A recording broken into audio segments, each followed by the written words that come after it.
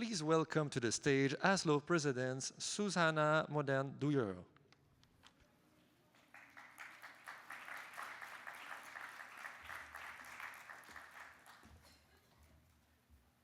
Good afternoon and welcome to the plenary session.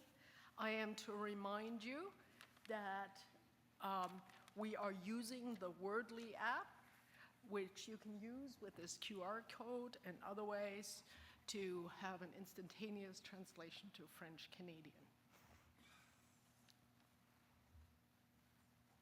It's my supreme pleasure to introduce Professor John Downing as the 2026 recipient of the Tommy and Yvette Edmondson Award. It's a distinguished service award of the Association of the Sciences of Limnology and Oceanography. The Edmondson Award is given to members who have displayed exceptional efforts that support ASLO's goals and enhance the stature of ASLO. I cannot imagine a more deserving recipient than John. He joins 13 recipients of the award since it was initiated in 1993. Most recently, it was awarded to Dr. Deborah Bronk, President and CEO of Bigelow Laboratories for the Ocean Sciences, who is also here, which is wonderful.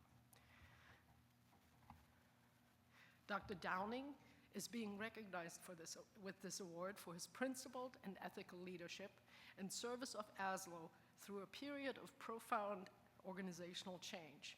His efforts have brought stability to our scientific society and fortified ASLO's strength in ability to support our global membership.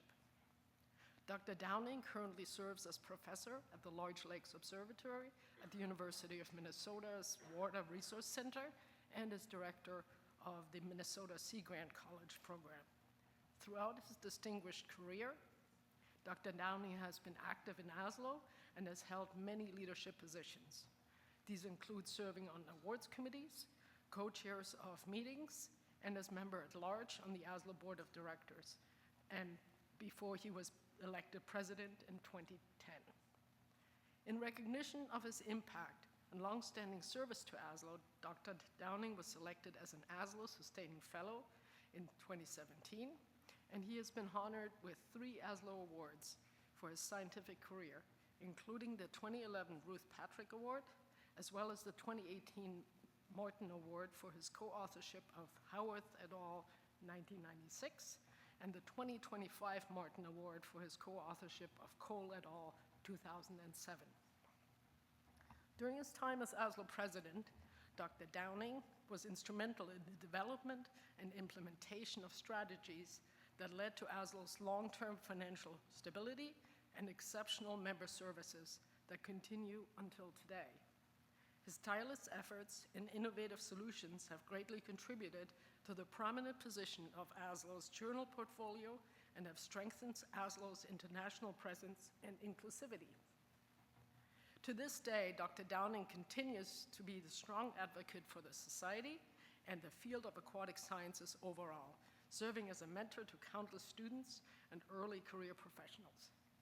John, I'm deeply grateful for your tireless and selfless efforts dedicated to ASLO, your courageous and effective leadership, and the resilience that you've brought to ASLO and maintaining our decades of excellence, inclusivity and impact.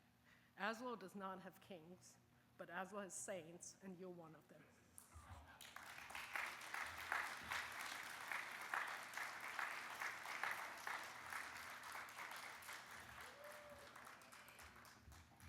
Let me hug you.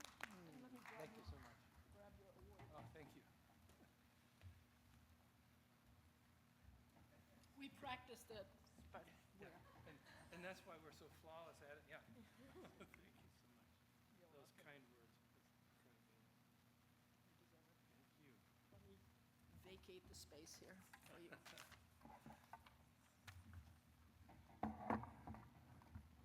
I noticed with some chagrin that they've already started the clock, so I better get moving. Thank you, Susanna, and thank you, ASLO, and thank you particularly, I'm not supposed to know, but thank you to Debbie Bronk, who I believe nominated me for this award. When they ask you for your CV for no reason at all, you know something's up, right? So thank you. Thank you, Debbie, and thanks everyone who has worked with me and had confidence in the work that we did together. So first off, I should say, well, the picture's not there anymore, but to quote Peter Sellers, "It is not my dog." But I'll come around to that in a little bit. It's a strange and wonderful honor and a lovely thing to receive recognition simply for doing what I volunteered to do. And I appreciate it greatly. I love ASLO, I love SIL. I've been a longtime member of both. And the reason those two organizations are so wonderful is their inclusivity. And you're standing in outside a circle of famous people you want to meet, and they invite you in to talk. It is a marvelous thing, and that is one of the hallmarks of this organization. And so it's really an honor, a huge honor. And I'll thank all the people who actually did it, which is I'm going to spend the rest of the time on. So it's the Edmondson Distinguished Service Award, and I'd like to break this down like this. I'd like to talk about service first, and then talk about the Edmondsons, and then talk about all the people that I worked with in order to help the society to whatever degree we could. First off, service. It will come as no surprise to members of the board that the word service comes from the Latin root for slavery, and it means contribution to the welfare of others. And we do this, right, because somebody did this for us. People we never met, maybe, people who worked hard to build the next generation, and we jump in when we have the space to do it and help. That's it on service, and I'll talk a bit about the service of the board in just a bit. Now, I'll talk about the Edmondsons. They served us all early, often, and long. Both wonderful people, and I've had the honor of meeting them both and working with them both. Impressive people who were some of the major foundations of this society. This is Yvette Edmondson. It's the only photo I could find, but she's there with her rickety typewriter and her absolutely spotless office. She was editor-in-chief of Limnologie and Oceanography from 1968 to 1986. She handled 6,200 submissions, an amazing thing. And if you do the math on that, that means something like 75,000 letters. These are not emails that you knock off and, Control-C, Control-V. These are actual letters typed on, if you see that machine, if you recognize that, any of you, that's a typewriter. She edited 21,500 printed pages. It's quite a remarkable feat. Her service to ASLO was huge. I owe her a debt of gratitude. Actually, up to the right in this image is where I was when I submitted my very first manuscript to Limnologie and Oceanography. In fact, my first peer-reviewed journal article was when I was a student at McGill University, just up to the right, which is why I used this background. And here's the paper that came out, and when I submitted it, she sent me back a letter, and it said, John Downing, not doctor, obviously she knew I wasn't, and then she said, I would have rejected this submission outright had you not been working with someone whom I trust. And I was working with Rob Peters at the time, and she finished the letter by saying, I trust he'll set you right and it will be a good paper. So that was very kind. And then she sent me lots of letters. I found some of these in my files, actually. I've blacked out the names to protect the innocent or perhaps the guilty. These were all typewritten letters and chatty and really nice, and sometimes calling me names and drawing my expertise into doubt. But they're great letters. Now let's talk about Tommy. This is a picture of Tommy Edmondson taken, I think, at Lago Maggiore. He was working at Pallanza was one of the things he was very well known for. He was ASLO president for the usual term, 60 to 61. He was active at almost all ASLO meetings that I know of between 1936 and 2000. An amazing guy. Tommy and I share, Tommy really typified the spirit of ASLO. He started his work at Hui, basically on nutrient limitation in marine systems, and then switched over to doing landmark work on Lake Washington and eutrophication, seeing the transfer of information between limnology and oceanography, which again is a hallmark of ASLO. So very fantastic. And I have here's a SIL publication that I did that shows that he and I are really on the same page. This is from a SIL plenary talk back in 2014 on how these fields can learn from each other. So I respected his work a great deal. I still remember the last presentation I ever heard him give. So fantastic people, service to ASLO, unparalleled. Now, here's another thing about Tommy I never told him is he looked exactly like Burgess Meredith, which and I wanted to tell him that, but I was too shy, and I didn't, so I think you see the resemblance.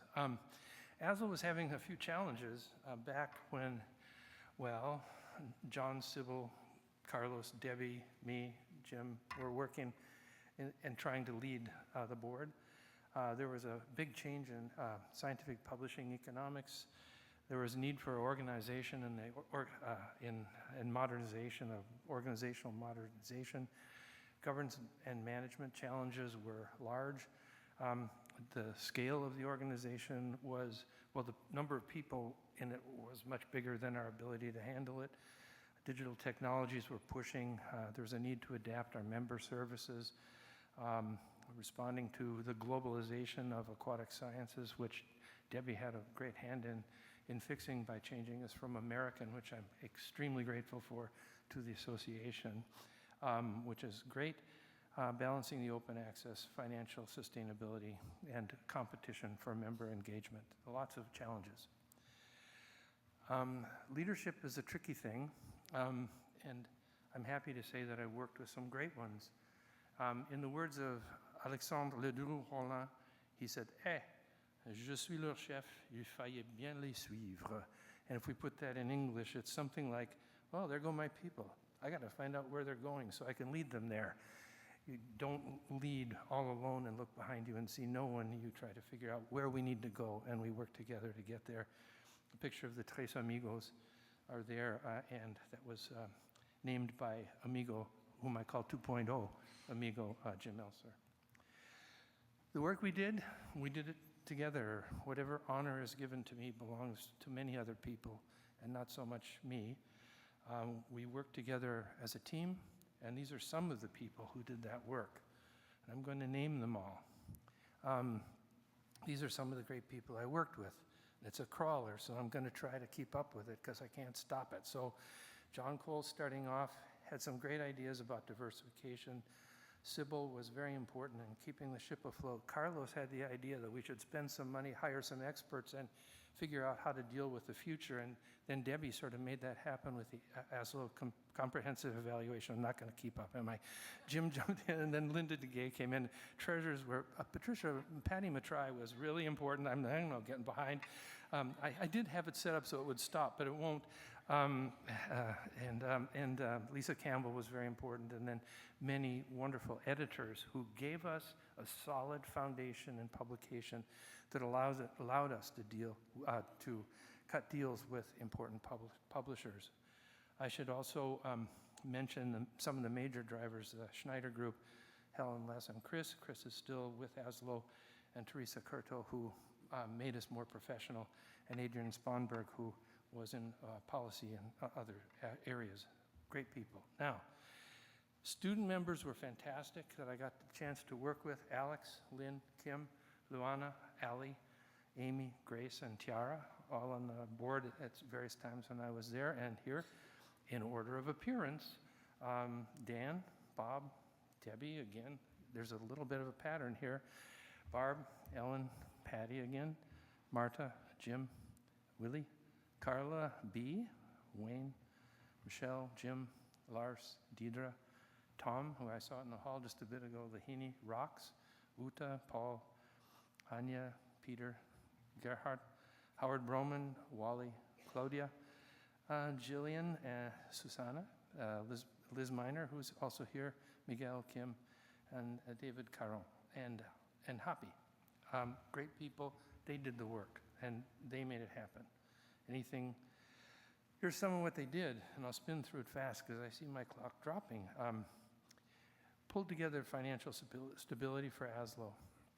We dealt with the open access and issues, expanded student early career mentoring, created new recognitions, which we'll see more of later in this week, advanced internationalization, to the ACE, a comprehensive evaluation that really changed the way we do things, reformed governance, management, et cetera, modernized everything digital, completed 95% of our strategic plan, and expanded initiatives, reduced membership barriers, especially for developing nations, worked with early career, reviewed and modernized our publication portfolio, et cetera.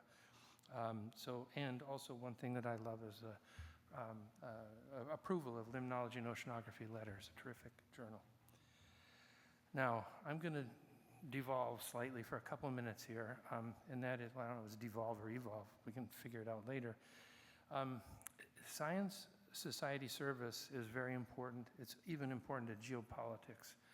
And why should you get involved in science service right now? This is a picture of the front of my cottage in northern Minnesota right around midsummer, showing how involved my family is in the international arena. So it is important to think geopolitically. I have a long-standing interest in resource economics, as some of you may know. I'm working on a book right now with a co-author who's been dead for 80 years, which is a challenge. It's called Wealth and Public Welfare. And I just want to show you two graphs that really caught my eye as I was working on this. Here's a plot between wealth concentration and income concentration in different nations in the world. Why the big white space? Because that's where the US is, way beyond any concentration that's been seen recently. To quote Bob Dylan, money doesn't talk, it swears, although Bob Dylan has $500 million, so that's maybe a little bit weak. But anyway, so we have huge wealth concentration, and money tends to equal power. The last time we saw this was in 1925 to 1935, right there. What you're seeing on the y-axis is the amount of wealth held by the top 1.1% of people in the United States. And the last time we hit this level was back when we had total economic collapse, a world war, and a few other little odds and ends that weren't so much fun. My concern is that science societies are basically a major force in assuring the strength of the social fabric of science, which has been under attack. I think it's rarely been more crucial for society and nature. ASLO and SIL and science are created and sustained by all of us, volunteers. Please consider serving. Somebody else is doing or did this for you. It's good professionally, socially, and geopolitically. And my last slide here is one that I choke up for. It's thank you. Thank you to all of you. Thank you from my real dog, my real lake, and me, to all of you, and to the strength you bring to science. Thank you. Thank you.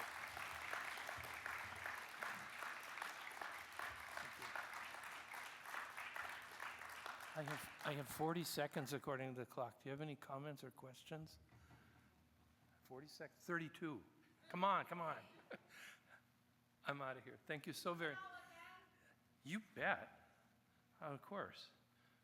Whether I'd survive it or not would be another question, Debbie. I mean, it's a lot of work, but bear in mind, everybody did this for us, right? People like Tommy Edmondson and Yvette, they were in there kicking for us, and that's the reason we have what we have. Thank you.